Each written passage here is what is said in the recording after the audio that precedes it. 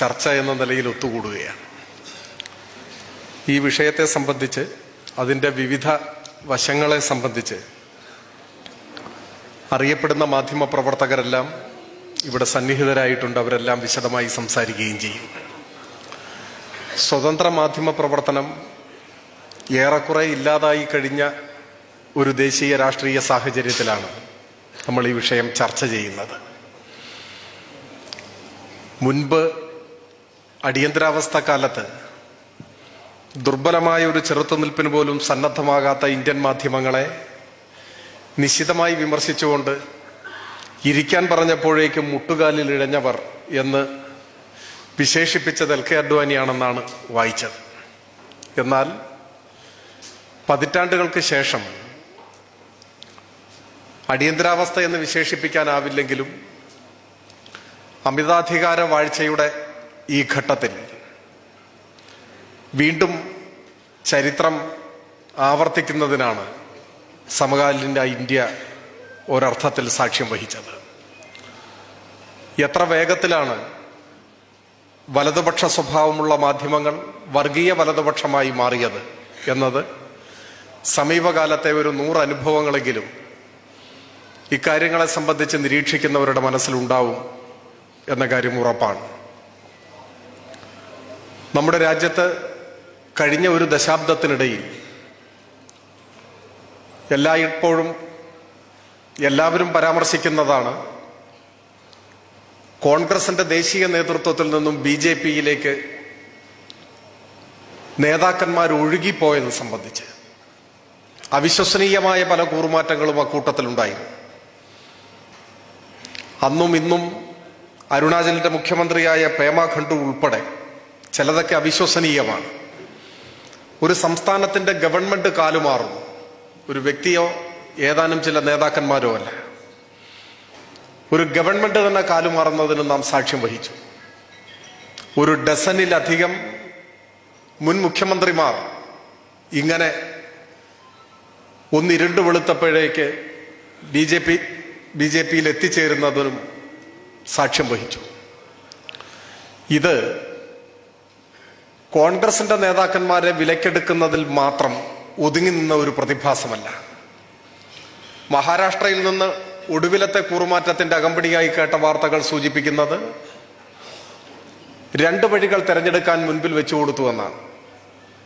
ഒന്നുകിൽ മന്ത്രിയായി സത്യപ്രതിജ്ഞ ചെയ്യാം, അല്ലെങ്കിൽ ജയിലിലേക്ക് പോകണം. ED പോലെയുള്ള ഏജൻസികളെ അതിനാണ് ഉപയോഗപ്പെടുത്തിയത്. മന്ത്രി പദവിയോ അതോ ജയിൽവാസമോ എന്ന ചോദ്യമാണ് മുന്നിൽ നിൽക്കുന്നത്. അത്തരമൊരു ചോദ്യത്തിന്റെ മുന്നിൽ ജയിലിൽ പോയാലും തിരക്കേടില്ല എന്ന് പറയാൻ എത്ര പേർക്കാണ് ആർജവം ഉണ്ടാവുക എന്ന് ഈ അനുഭവങ്ങളെല്ലാം തെളിയിക്കുന്നുണ്ട്. ഇത് കോൺഗ്രസ് നേതൃത്വത്തെ ബാധിച്ച ഒരു പ്രശ്നം മാത്രമല്ല, അല്ലെങ്കിൽ മഹാരാഷ്ട്രയിൽ കോൺഗ്രസ് എന്ന് മാത്രമല്ല, എല്ലാവർക്കും അറിയാം.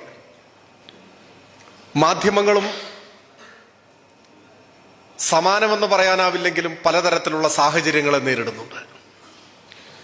വേട്ടയാടലുകൾ, സമ്മർദ്ദങ്ങൾ, പ്രലോഭനങ്ങൾ, ഭീഷണികൾ ഇതെല്ലാം നേരിടുന്നുണ്ട്. അതിൻ്റെ എല്ലാം മുന്നിൽ ദുർബലമായി പോലും ഒരു ചെറുത്തുനിൽപ്പിന് സന്നദ്ധമാകാതെ യുദ്ധം തുടങ്ങുന്നതിന് മുൻപേ കീഴടങ്ങി കൊടുക്കാൻ ഒരു മടിയുമില്ലാത്തവരാണ് എന്ന് മാധ്യമരംഗത്തെ ഒട്ടേറെ ആളുകൾ തെളിയിച്ച ഒരു സന്ദർഭം കൂടിയാണ്.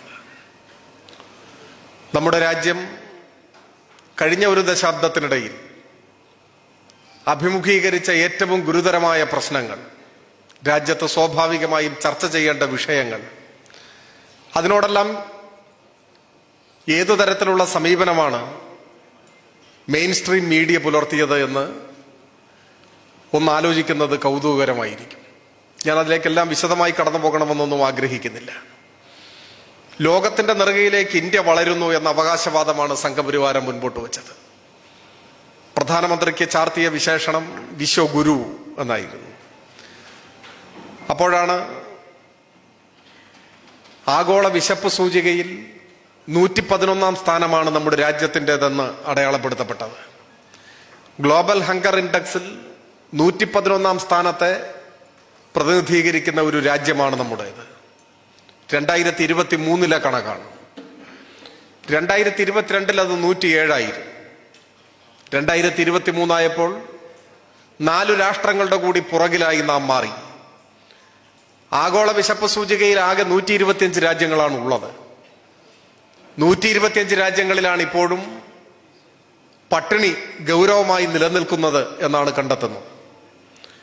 ആ 125 രാജ്യങ്ങളുടെ പട്ടികയിൽ 111 സ്ഥാനത്തേക്ക് നമ്മുടെ രാജ്യം വലിച്ചെറിയപ്പെടുമ്പോഴും നമ്മുടെ മാധ്യമങ്ങളിലും സംഘപരിവാരത്തിന്റെ പ്രചരണത്തിലും മുന്നിട്ട് നിൽക്കുന്നത് ഇന്ത്യയുടെ മുന്നേറ്റമാണ്. അതാണ് പ്രത്യേകത. ഇങ്ങനെ ബോധപൂർവം മൂടിവയ്ക്കപ്പെട്ട, മാധ്യമങ്ങളുടെ കൂടി സഹായത്തോടെ മൂടിവയ്ക്കപ്പെട്ട നിരവധിയായ കാര്യങ്ങൾ നമുക്ക് കാണാൻ സാധിക്കും. 2017 മുതൽ 2023 വരെ 6 വർഷത്തിനിടയിൽ ഉത്തർപ്രദേശിൽ മാത്രം എൻകൗണ്ടറുകൾ എന്ന് പേരിട്ട വ്യാജ എൻകൗണ്ടറുകൾ എന്ന് പലരും ചൂണ്ടിക്കാണിക്കുന്ന ഏറ്റുമുട്ടലുകൾ, ഏകപക്ഷീയമായ ഭരണകൂടത്തിന്റെ ആക്രമണം, 190 മനുഷ്യരാണ് കൊല്ലപ്പെട്ടത്. മലയാളത്തിലെ ഏതെങ്കിലും ഒരു പ്രധാനപ്പെട്ട മാധ്യമം ഗൗരവത്തോടുകൂടി ഈ കാര്യം റിപ്പോർട്ട് ചെയ്യുകയോ മുഖപ്രസംഗം എഴുതുകയോ ചെയ്തിട്ടുണ്ടോ എന്നറിഞ്ഞൂടാ. 6 വർഷത്തിനിടയിൽ UP-യിൽ മാത്രം 190 മനുഷ്യരെ വെടിവെച്ചു കൊന്നു. 5591 പേർ ഗുരുതരമായി, സാരമായി അതിൽ പരിക്കേറ്റു. 10,900-ത്തിലധികം ഇത്തരത്തിലുള്ള ഏറ്റുമുട്ടലുകൾ ഉണ്ടായി എന്നാണ്. കൊല്ലേണ്ടവരെ നിശ്ചയിക്കുകയും വെടിവെച്ച് കൊല്ലുകയും ചെയ്യുന്ന പരിപാടി ലോകത്തിലെ ഏറ്റവും വലിയ ജനാധിപത്യ രാജ്യം എന്ന് അഭിമാനിക്കുന്ന ഇന്ത്യയിലെ ഏറ്റവും വലിയ സംസ്ഥാനത്ത് നിർബാധം നടന്നുകൊണ്ടിരിക്കുകയാണ്. 10,900-ത്തിലധികം പോലീസ് ആക്രമണങ്ങൾ, 190 കൊലപാതകം, 5591 പേർക്ക് സാരമായ പരിക്ക്. നമ്മുടെ രാജ്യത്തിന്റെ സമകാലീന ചിത്രമാണ്. ഇപ്പോഴും നമ്മുടെ രാജ്യത്തെ ജയിലുകളിൽ നിരവധി വർഷങ്ങളായി തടവിൽ കിടക്കുന്ന, നീതിപൂർവമായ വിചാരണ പോലും നിഷേധിക്കപ്പെട്ടവരുടെ എണ്ണം, അതിലെ ന്യൂനപക്ഷങ്ങളുടെയും മറ്റു പിന്നോക്ക വിഭാഗങ്ങളിൽപ്പെട്ടവരുടെയും എണ്ണം, ഇത്തരം കാര്യങ്ങളിലേക്കൊന്നും നമ്മുടെ രാജ്യത്തെ മാധ്യമ പ്രവർത്തനം കടന്നു ചെല്ലുന്നതേയില്ല.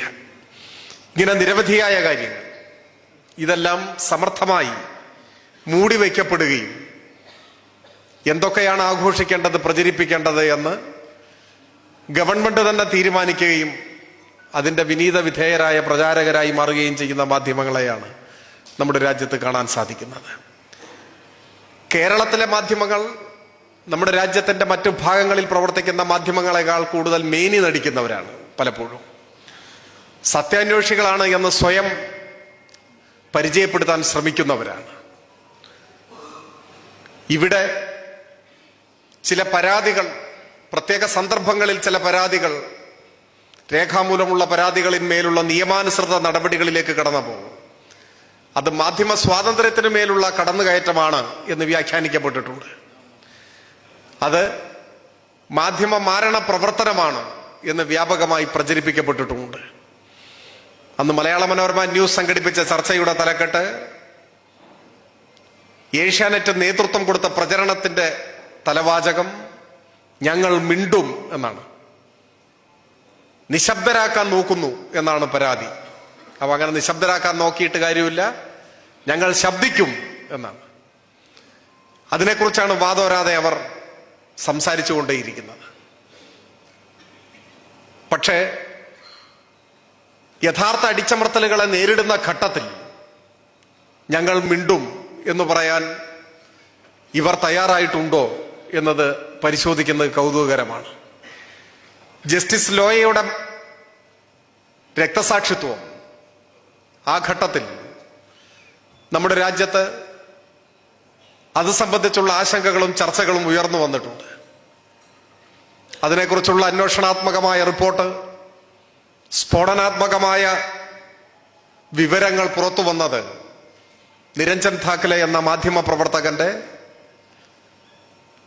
അദ്ദേഹം തയ്യാറാക്കിയ റിപ്പോർട്ടിലൂടെയാണ്. ദ വയറാണ് അത് റിപ്പോർട്ട് ചെയ്തതെന്ന് തോന്നുന്നു. പക്ഷേ കൗതുകകരമായ യാഥാർത്ഥ്യം നിരഞ്ജൻ ധാക്കലെ ദ വയറിന്റെ റിപ്പോർട്ടർ ആയിരുന്നില്ല എന്നതാണ്. അദ്ദേഹം പിന്നെ ആരുടെ റിപ്പോർട്ടറായിരുന്നു? അദ്ദേഹം മലയാള മനോരമയുടെ മാനേജ്മെന്റിന്റെ കീഴിലുള്ള ദ വീക്കിന്റെ റിപ്പോർട്ടറായിരുന്നു. അപ്പൊ ദ വീക്കിൽ ജോലി ചെയ്തുകൊണ്ടിരുന്ന മാധ്യമ പ്രവർത്തകനാണ് നിരഞ്ജൻ ധാക്കലെ. അദ്ദേഹം വളരെ ക്ലേശിച്ച് തയ്യാറാക്കിയ റിപ്പോർട്ട് എന്തുകൊണ്ട് സ്വന്തം മാധ്യമത്തിലൂടെ പുറം ലോകം കണ്ടില്ല? അദ്ദേഹം ഒളിച്ചു കടത്തി മറ്റൊരു മാധ്യമത്തിന് നൽകിയതല്ല. സാധാരണഗതിയിൽ ഒരു മാധ്യമ സ്ഥാപനം ഇത്രമാത്രം പ്രാധാന്യമേറിയ ഒരു വിഷയത്തെക്കുറിച്ച് ഗൗരവതരമായ റിപ്പോർട്ട് തയ്യാറാക്കിയ മാധ്യമ പ്രവർത്തകനെ അഭിനന്ദിക്കുകയും അത് ജനങ്ങളുടെ മുൻപാകെ എത്തിക്കുന്നതിന് താല്പര്യം പ്രകടിപ്പിക്കുകയുമാണ് ചെയ്യേണ്ടത്. എന്നാൽ നിരഞ്ജൻ ധാക്കലെ അദ്ദേഹത്തെ നിരുത്സാഹപ്പെടുത്താനാണ്, ഇത് നീട്ടിക്കൊണ്ടുപോകാനാണ് മാധ്യമം ശ്രമിച്ചത്. ഞങ്ങൾ മിണ്ടും എന്ന് മിണ്ടാൻ മനോരമയ്ക്ക് ധൈര്യം ഉണ്ടായിട്ടില്ല. ഒടുവിൽ സ്വന്തം മാധ്യമത്തിലൂടെ ഈ റിപ്പോർട്ട് പുറം ലോകം കാണില്ല എന്ന് ഉറപ്പായപ്പോഴാണ് അദ്ദേഹം ആ റിപ്പോർട്ട് മറ്റൊരു മാധ്യമത്തിന് നൽകുകയും ദ വയർ അത് റിപ്പോർട്ട് ചെയ്യുകയും ചെയ്തത്.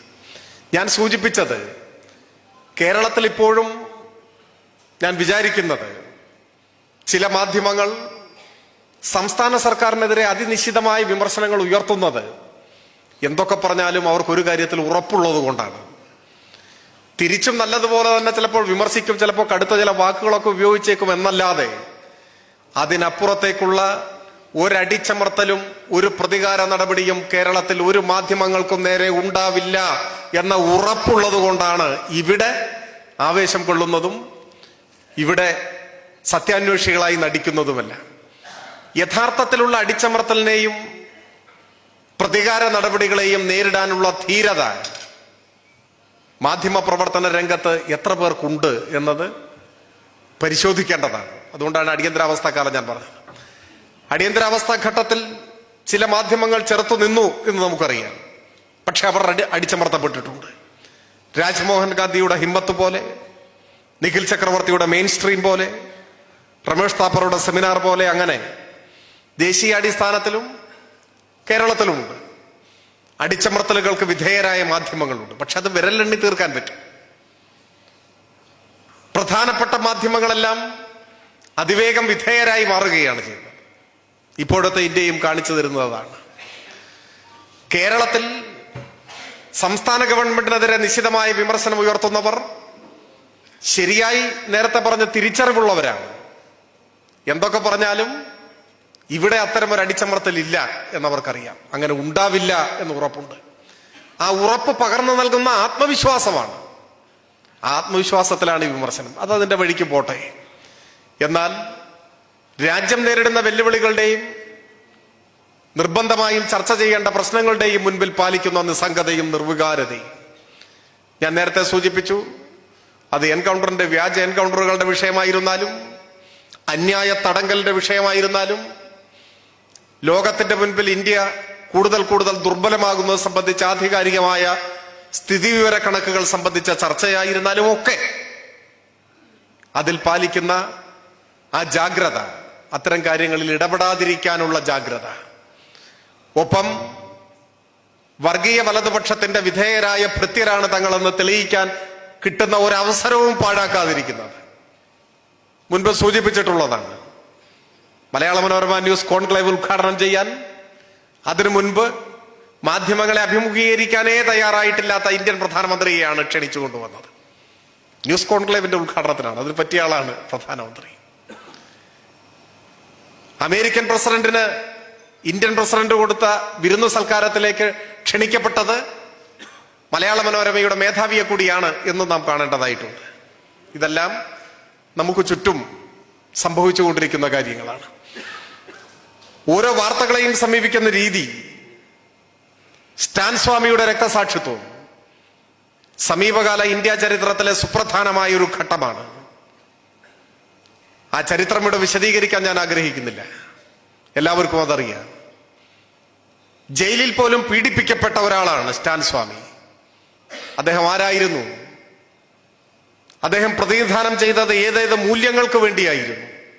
എങ്ങനെയാണ് അദ്ദേഹം ഉൾപ്പെടെയുള്ളവരെ കള്ളക്കേസിൽ കുടുക്കി തുറങ്കിലടച്ചത്? എല്ലാം നമ്മുടെ മുന്നിലുണ്ട്. ആ ദിവസം മലയാള മനോരമ ദിനപത്രത്തിന്റെ തലക്കെട്ട് സ്റ്റാൻ സ്വാമി ആശുപത്രിയിൽ മരിച്ചു എന്നായിരുന്നു. സ്റ്റാൻ സ്വാമി ആശുപത്രിയിൽ മരിച്ചു. മലയാളത്തിൽ ഇങ്ങനെയൊക്കെയുള്ള പ്രയോഗങ്ങൾ ഉണ്ടാക്കാൻ കഴിയുമെന്ന് തെളിയിച്ച ഒരു മാധ്യമം കൂടിയാണ്. അത് ഒറ്റപ്പെട്ടത് മാത്രമല്ല, ഇപ്പോ കൗതുകരമായൊരു തലക്കെട്ട് കഴിഞ്ഞ ദിവസം കണ്ടു മനോരമയിൽ തന്നെ. സപ്ലൈകോയുടെ ചില്ലറ വിൽപ്പനശാലകളിലൊന്നും അവശ്യ സാധനങ്ങൾ ഇല്ല എന്നത് വലിയ വിമർശനമായിരുന്നു. എന്നാൽ പിന്നീട് അത് പരിഹരിച്ചു, സാധനങ്ങളൊക്കെ വന്നു. പിന്നീട് അവശ്യ സാധനങ്ങളുടെ വില വർദ്ധിപ്പിച്ചു. അതൊരു വലിയ വിവാദമായി ഉയർത്തിക്കൊണ്ടുവന്നിരുന്നു. കേരളം എന്ന സംസ്ഥാനം രൂപപ്പെട്ടതിന് ശേഷം ഇങ്ങോട്ടുള്ള വിലക്കയറ്റത്തിന്റെ ചരിത്രം പരിശോധിച്ചാൽ ഏതാണ്ട് 8 വർഷം ഒരു നയാ പൈസ പോലും ഇത്തരത്തിലുള്ള സപ്ലൈകോയുടെ ചില്ലറ വിൽപ്പനശാലകളിൽ, മാവേലി സ്റ്റോറുകളിലൊന്നും ഒരു പൈസ പോലും വില വർദ്ധിച്ചിട്ടില്ല. സത്യത്തിൽ 2016 നിയമസഭാ തെരഞ്ഞെടുപ്പിൽ ഇടതുപക്ഷ ജനാധിപത്യ മുന്നണിയുടെ പ്രകടന പത്രികയിലെ ഒരു ഇനമായിരുന്നു 5 കൊല്ലം പൊതുവിപണിയിൽ ഈ സർക്കാർ നിയന്ത്രണത്തിലുള്ള സ്ഥാപനങ്ങളിൽ നിത്യോപയോഗ അവശ്യ സാധനങ്ങളുടെ വില വർദ്ധിപ്പിക്കില്ല. അതായിരുന്നു 14 ഇനം അവശ്യ സാധനങ്ങൾ. ഒരു മനുഷ്യന് ജീവിക്കാൻ അത്യാവശ്യമായി വേണ്ട 14 ഇനം സാധനങ്ങൾ, അതിലരിയും മറ്റ് പല വ്യഞ്ജനങ്ങളെല്ലാം ഉൾപ്പെടും. ഈ സാധനങ്ങൾക്ക് 5 കൊല്ലം വില വർദ്ധിപ്പിക്കില്ല. അതാണ് 2016 വാഗ്ദാനം. 5 കൊല്ലം ഒരു പൈസ പോലും കൂടിയില്ല. വാഗ്ദാനം പാലിച്ചു. ഗവൺമെന്റ് തുടർന്നും വന്നു. 6-ാം കൊല്ലവും കൂടിയില്ല, 7-ാം കൊല്ലവും കൂടിയില്ല. അത് കഴിഞ്ഞപ്പോഴാണ് കൂട്ടേണ്ടതായി വന്നു. പക്ഷേ കേരളത്തിൽ എത്ര വലിയ പ്രതിഷേധമാണ് മാധ്യമങ്ങൾ ഉയർത്തിക്കൊണ്ടുവന്നത്. എന്നാലിപ്പോ കഴിഞ്ഞ മാസം സപ്ലൈകോയുടെ ചില്ലറ വിൽപ്പനശാലകളിൽ ഈ അവശ്യ സാധനങ്ങളുടെ വില കുറച്ചു. മലയാള മനോരമ ആ ദിവസം വാർത്തയ്ക്ക് കൊടുത്ത തലക്കെട്ട് അവശ്യ സാധനങ്ങളുടെ വില പുതുക്കി നിശ്ചയിച്ചു എന്നാണ്. കുറച്ചു എന്ന വാക്ക് മലയാള മനോരമയ്ക്ക് അറിയേയില്ല. പുതുക്കി നിശ്ചയിച്ചു എന്ന് പറഞ്ഞാൽ എന്താ അർത്ഥം? അങ്ങനെയും മലയാളം ഉപയോഗിക്കാൻ പറ്റും എന്ന് നിങ്ങൾ മനസ്സിലാക്കിക്കോ. അവശ്യ സാധനങ്ങളുടെ വില പുതുക്കി നിശ്ചയിച്ചു. സമാനമായൊരു തലക്കെട്ട് വന്ദേ ഭാരത് ട്രെയിൻ കേരളത്തിൽ വന്ന സമയത്തായിരുന്നു. ആദ്യ ദിവസം വന്ദേ ഭാരത് വരികയാണ്. അപ്പൊ വന്ദേ ഭാരതിനെ പാടി പുകഴ്ത്തുകയാണ്. സാമാന്യന വേഗത്തിൽ പോകുന്നൊരു ട്രെയിനാണ്, നമ്മളൊക്കെ അതിനെ ആശ്രയിക്കുന്നതാണ്. ഞാനിപ്പോ അതിന് പോകാൻ നിൽക്കുകയാണ്. നമുക്കൊരു വിരോധവും വന്ദേ ഭാരതിനോടില്ല. എന്താണ് ആഗ്രഹം? കുറെ കൂടി വേഗതയിലുള്ള ട്രെയിൻ വേണം. അതാണ് കേരളയിലെ കുറിച്ചുള്ള ചർച്ചകൾ വന്നത്. വളരെ വേഗത്തിൽ യാത്ര ചെയ്യാൻ കഴിയണം, ആളുകൾക്ക് സമയം ലാഭിക്കാൻ കഴിയും. അപ്പൊ അതിനെക്കുറിച്ച് പറയുമ്പോ അത് വേണ്ട എന്ന് സ്ഥാപിക്കാൻ വന്ദേ ഭാരതിനെ കേരളയിലിന് പകരമായി പ്രതിഷ്ഠിക്കുക എന്ന ഉത്തരവാദിത്വം മാധ്യമങ്ങൾ ഏറ്റെടുത്തു. അപ്പൊ ആദ്യത്തെ സർവീസാണ് വന്ദേ ഭാരതിന്റെ. അപ്പൊ ആദ്യത്തെ സർവീസിൽ നിശ്ചയിക്കപ്പെട്ടതിനേക്കാൾ ഒരു ഇത്തിരി സമയം വൈകി. വലിയ കാര്യമൊന്നുമല്ല, 18 മിനിറ്റ് വൈകി. പക്ഷെ മനോരമ കൊടുത്ത വാർത്തയുടെ തലക്കെട്ട് 18 മിനിറ്റ് സമയവ്യത്യാസത്തിൽ വന്ദേ ഭാരത് എത്തി എന്നാണ്. വൈകി എന്ന വാക്ക് അന്നറിയില്ല മനോരമയ്ക്ക്.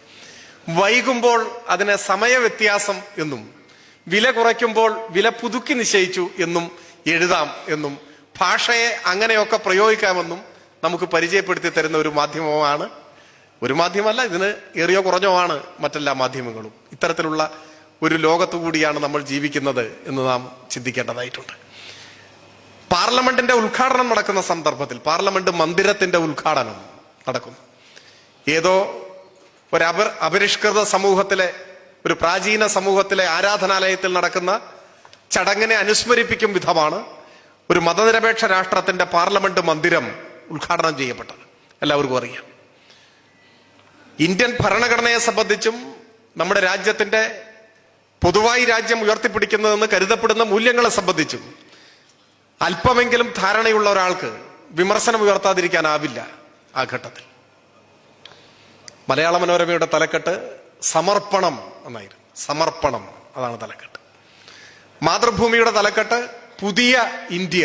ഏതർത്ഥത്തിലാണെന്ന് എനിക്ക് അറിഞ്ഞുകൂടാ. പുതിയ ഇന്ത്യ എന്നാണ്. ദേശാഭിമാനി അന്ന് കൊടുത്ത തലക്കെട്ട് ഇതല്ല ഇന്ത്യ എന്നായിരുന്നു. ടെലഗ്രാഫിന്റെ തലക്കെട്ട് 2023 BC എന്നായിരുന്നു. പക്ഷെ അത് കഴിഞ്ഞപ്പോൾ ടെലഗ്രാഫിന്റെ എഡിറ്റർ പ്രത്യേകിച്ച് ചുമതലകളൊന്നും ഇല്ലാതെ ഒരാളായി മാറുന്ന കാഴ്ചയാണ് നമ്മൾ കണ്ടത്. ഒറ്റപ്പെട്ട പ്രതിരോധത്തിന്റെ ശബ്ദം പോലും വളരെ വേഗം അടിച്ചമർത്തപ്പെടുന്ന അനുഭവം കൂടി നമ്മുടെ രാജ്യത്ത് നാം കണ്ടുകൊണ്ടിരിക്കുന്നുണ്ട്.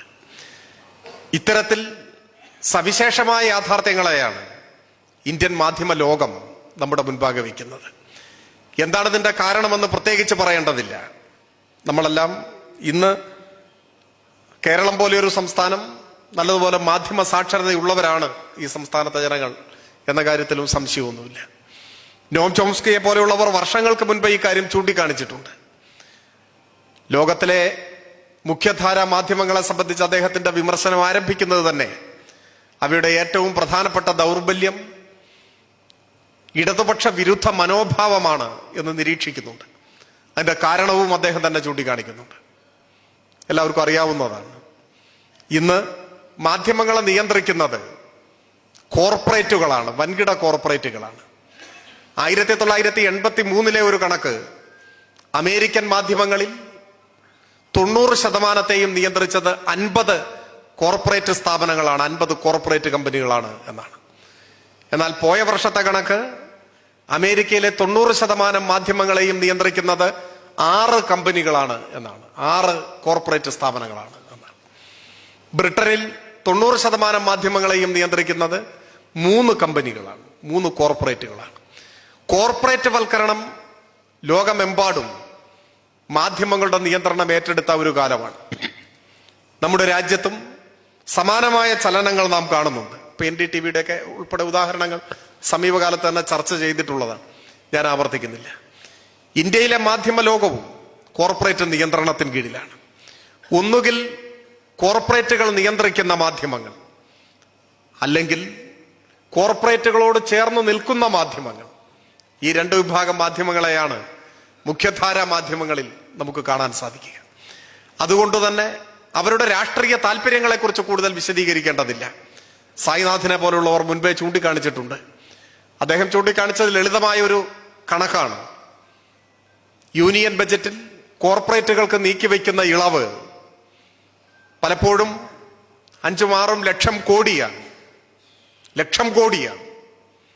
അപ്പോഴാണ് അദ്ദേഹം പറഞ്ഞത് ആ നീക്കിവെക്കുന്ന ഇളവിന്റെ, യൂണിയൻ ബജറ്റിലെ കോർപ്പറേറ്റ് ഇളവിന്റെ 1/7 ഭാഗം ഇന്ത്യയിലെ ജനസാമാന്യത്തിനായി നീക്കിവെക്കാൻ സർക്കാർ സന്നദ്ധമായാൽ പൊതുവിപണിയിൽ 1 കിലോഗ്രാം അരിക്കും ഗോതമ്പിനും 3 രൂപയായി കുറയും എന്നാണ് കണക്ക്. അത് ആധികാരികമായൊരു കണക്കാണ്. ഇന്ത്യയിലെ ഒരാൾക്ക് ഒരു വർഷം ആവശ്യമായി വരുന്ന ഭക്ഷ്യധാന്യത്തിന്റെ അളവും ഒക്കെ ആയിട്ട് ബന്ധപ്പെടുത്തിയുള്ള കണക്കാണ്. എന്നുവെച്ചാൽ കോർപ്പറേറ്റുകൾക്ക് നീക്കിവെക്കുന്ന സാമ്പത്തിക സൗജന്യത്തിന്റെ 1/7 ഭാഗം ചെലവഴിക്കാൻ കേന്ദ്ര സർക്കാർ തയ്യാറായാൽ ഇന്ത്യയുടെ പൊതുവിപണിയിൽ 1 കിലോ അരിക്കും ഗോതമ്പിനും 3 രൂപയായി മാറും. അതിന്റെ മറ്റൊരർത്ഥം പിന്നെ ഇവിടെ പട്ടിണി മരണങ്ങൾ ഉണ്ടാവില്ല എന്നതാണ്.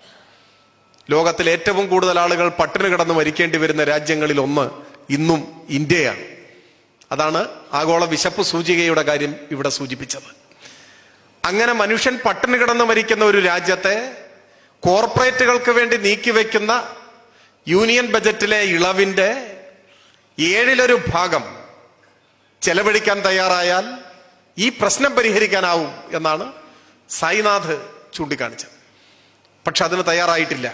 ഇത് മോദി സർക്കാരിന്റെ മാത്രം പ്രശ്നമല്ല, കോൺഗ്രസ് ഭരിക്കുമ്പോഴും സമീപനം ഇത് തന്നെയായിരുന്നു. അതുകൊണ്ട് ഇന്ത്യയിലെ കോർപ്പറേറ്റുകളെ സംബന്ധിച്ചിടത്തോളം കോൺഗ്രസ് അധികാരത്തിൽ വന്നാലും BJP അധികാരത്തിൽ വന്നാലും അവർ സന്തുഷ്ടരാണ്. 2 ഗവൺമെന്റുകളുടെയും കീഴിൽ തങ്ങളുടെ താല്പര്യങ്ങൾ സംരക്ഷിക്കപ്പെടും എന്ന കാര്യം ഉറപ്പുമാണ്. ഈ കോർപ്പറേറ്റ് പ്രീണനത്തെ ഇന്ത്യയിൽ എതിർക്കുന്ന ഒരേ ഒരു കൂട്ടരേ ഉള്ളൂ, അത് ഇന്ത്യയിലെ ഇടതുപക്ഷമാണ്. അഥവാ ഇന്ത്യൻ ഇടതുപക്ഷത്തിന് നേതൃത്വം കൊടുക്കുന്ന CPIM ആണ്. അതുകൊണ്ട് നാളെ നടക്കുന്ന ഒരു തെരഞ്ഞെടുപ്പിൽ CPIM ഭൂരിപക്ഷം സീറ്റുകൾ നേടി ഇന്ത്യയിൽ അധികാരത്തിൽ വരും എന്നൊരു കോർപ്പറേറ്റുകളും പേടിക്കുന്നില്ല, നമ്മൾ തന്നെ പ്രതീക്ഷിക്കുന്നില്ല. പക്ഷേ ഇന്നുള്ളതിനേക്കാൾ കുറച്ചുകൂടി മെച്ചപ്പെട്ട ഒരു അംഗബലം ഇന്ത്യൻ പാർലമെന്റിൽ ഇടതുപക്ഷത്തിന് ഉണ്ടായാലോ, ഒരു വിലപേശൽ ശക്തിയായി മാറിയാലോ, അങ്ങനെ വിലപേശൽ ശക്തിയായി മാറുന്ന ഒരു വിഭാഗത്തിന്റെ കൂടി പിന്തുണയോടെ ഒരു ഭരണ സംവിധാനം ഇന്ത്യയിൽ അധികാരത്തിൽ വന്നാലോ, അങ്ങനെ വരുന്ന സന്ദർഭത്തിൽ ഈ കോർപ്പറേറ്റ് പ്രീണന നയങ്ങൾ ഇങ്ങനെ തുടരാനാവില്ല എന്ന് എല്ലാവർക്കും അറിയാം, കോർപ്പറേറ്റുകൾക്ക് പ്രത്യേകിച്ചും അറിയാം. അതുകൊണ്ട് ഇന്ത്യയിൽ തകർക്കേണ്ട രാഷ്ട്രീയ ശക്തി അത് ഇടതുപക്ഷത്തിൻ്റെതാണ്, അത് CPIM-ൻ്റെതാണ് എന്ന് തങ്ങളുടെ നിലനിൽപ്പിന്റെ കൂടി അടിസ്ഥാനത്തിൽ പരിശോധിക്കുമ്പോൾ കോർപ്പറേറ്റുകൾക്ക് വ്യക്തമാണ്. അതുകൊണ്ട് കോർപ്പറേറ്റ് മാധ്യമങ്ങൾ എപ്പോഴും സ്വീകരിക്കുന്ന രാഷ്ട്രീയ നിലപാട് ഇതിനനുസൃതമായിരിക്കുമെന്ന കാര്യം പ്രത്യേകിച്ച് പറയേണ്ടതില്ല. പലരും ആശങ്കപ്പെടാറുണ്ട്, എന്തുകൊണ്ടാണ് മനോരമ, ഏഷ്യാനെറ്റ്, മാതൃഭൂമി, മറ്റു പലരും ഇടതുപക്ഷത്തെ നിരന്തരം ഇങ്ങനെ ആക്രമിക്കേണ്ട കാര്യം എന്താണ്? ഇപ്പൊ ലോക്സഭാ തെരഞ്ഞെടുപ്പിൽ ഒരു വലിയ പരാജയം ഉണ്ടായി കേരളത്തിൽ ഇടതുപക്ഷത്തിൽ. മാധ്യമങ്ങളുടെ നേതൃത്വത്തിലുള്ള ആക്രമണം ഇപ്പോഴും തുടർന്നുകൊണ്ടിരിക്കുകയാണ്. അത് കേട്ടാൽ തോന്നുക ലോകത്തിലെ അവസാനത്തെ തെരഞ്ഞെടുപ്പാണ് ഈ തെരഞ്ഞെടുപ്പ് എന്നാണ്. ഇനിയൊരു തെരഞ്ഞെടുപ്പില്ല എന്നാണ് തോന്നുന്നത്. പഴയ മനോരമയുടെ ഒരു മുഖപ്രസംഗം എടുത്ത് വായിച്ചു നോക്കി ഞാൻ. അത് UDF-ന് വലിയ ആഘാതമേറ്റ ഒരു തെരഞ്ഞെടുപ്പായിരുന്നു. UDF വലിയ പരാജയം നേടിയ ഒരു തെരഞ്ഞെടുപ്പ്. അപ്പൊ മനോരമ മുഖപ്രസംഗത്തിൽ എഴുതുകയാണ്, ഒരു തിരഞ്ഞെടുപ്പ് ഫലത്തിന്റെ അടിസ്ഥാനത്തിലല്ല രാഷ്ട്രീയമായ വിലയിരുത്തലുകൾ നടത്തേണ്ടത്. മനോരമ ഓർമ്മിപ്പിക്കുകയാണ്, ഒരു തോൽവി കൊണ്ട് ഒന്നും അവസാനിക്കില്ല.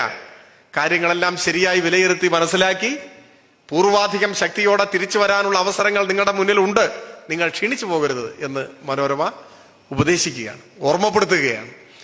UDF-ന് പരാജയം സംഭവിക്കുമ്പോൾ സ്വീകരിക്കേണ്ട രാഷ്ട്രീയ ദൗത്യം എന്താണ് എന്ന് മുഖ്യധാരാ മാധ്യമങ്ങൾക്കറിയാം. ഇടതുപക്ഷം പരാജയപ്പെടുമ്പോൾ സ്വീകരിക്കേണ്ടത് എന്താണ് എന്നും അവർക്കറിയാം. അതിന്റെ വഴിയെ മുൻപോട്ട് പോവുകയും ചെയ്യും. ഞാൻ കൂടുതൽ ഇത്തരം കാര്യങ്ങളെക്കുറിച്ച് വിശദീകരിക്കണമെന്ന് ആഗ്രഹിക്കുന്നില്ല. പ്രതീക്ഷയുടെ ഒരു ചെറിയ പ്രകാശനാളം പോലും കണ്ടെടുക്കാനാവാത്തത്ര ആസുരമായ ഒരു അന്തരീക്ഷം ഇന്ത്യൻ മാധ്യമരംഗത്തുണ്ട് എന്ന് പറഞ്ഞാൽ അത് അതിശയോക്തിയാവില്ല. എന്നാൽ അതിൻ്റെ ഒരു മറുഭാഗമുണ്ട്. ശാസ്ത്ര സാങ്കേതിക വൈജ്ഞാനിക മണ്ഡലങ്ങളിലെ മഹാവിസ്ഫോടനങ്ങൾക്ക് അനുസൃതമായി രൂപപ്പെട്ടു വന്ന ചില അവസരങ്ങളെ ഒരു ബദൽ സാധ്യത എന്ന നിലയിൽ ഉയർത്തിക്കൊണ്ടുവരാൻ പലരും പരിശ്രമിച്ചിട്ടുണ്ട്, പലർക്കും അതിന് സാധിച്ചിട്ടുമുണ്ട്. ഇപ്പോ നമ്മുടെ രാജ്യത്ത് വിരലിലെണ്ണാവുന്നതെങ്കിലും ചില ഓൺലൈൻ മാധ്യമങ്ങൾ, ഒപ്പം സാമൂഹ്യ മാധ്യമ പ്ലാറ്റ്ഫോമിനെ ഉപയോഗപ്പെടുത്തുന്ന ചില വ്യക്തികൾ, ചിലത് ഒറ്റയാൾ പോരാട്ടങ്ങളാണ്. ധ്രുവറാട്ടിയെ കുറിച്ചൊന്നും ഞാൻ വിശദമായിട്ട് ഇവിടെ പ്രസംഗിക്കേണ്ട കാര്യമില്ല. എല്ലാവരും അതെല്ലാം ചർച്ച ചെയ്തുകൊണ്ടിരിക്കുന്ന ഒരു സന്ദർഭമാണ്. ചില ഓൺലൈൻ മാധ്യമങ്ങളായി സ്വയം മാറിയ ചില വ്യക്തികൾ, വിപരീതാനുഭവങ്ങൾ ഏറെ ഉണ്ടാവാം. എങ്കിലും ഈ ഘട്ടത്തിൽ ഇന്ത്യൻ മാധ്യമ പ്രവർത്തനത്തിന്റെ വർത്തമാനത്തെക്കുറിച്ച് സംസാരിക്കുമ്പോൾ ഇത്തരത്തിലുള്ള ചില കാര്യങ്ങളാണ് പ്രതീക്ഷാപൂർവം നമുക്ക് കണ്ടെടുക്കാനാവുക. ചില കൂട്ടായ്മകളും അങ്ങനെ രൂപപ്പെട്ടു വരുന്നുണ്ട്. ഞാനിവിടെ പ്രത്യേകിച്ച് ഒന്നിന്റെയും പേര് പറയാൻ ആഗ്രഹിക്കുന്നില്ല.